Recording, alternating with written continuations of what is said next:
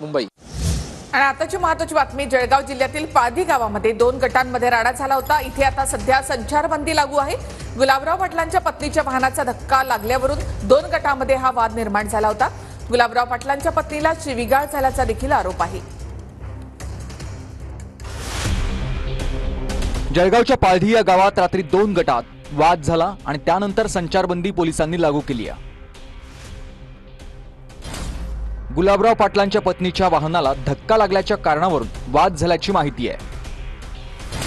या वादावेळी मंत्री गुलाबराव पाटलांच्या पत्नीला शिवीगाळ झाल्याचा आरोप करण्यात येतोय। शिवीगाळ झाल्याच्या आरोपांनंतर 2 गट आमनेसामने आले।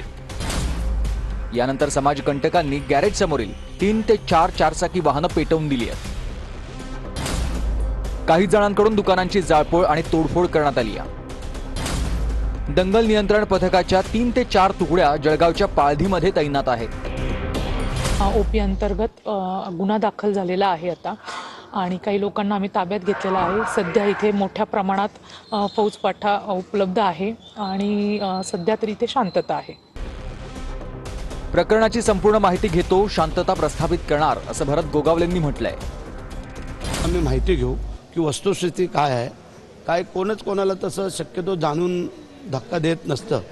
धक्का लागतो तरच ते प्रकार घडतात। पण ठीक आहे, त्यातून जरी काय घडलं असेल तरी त्याची शांतता प्रस्थापित करण्याचा आम्ही प्रयत्न करू।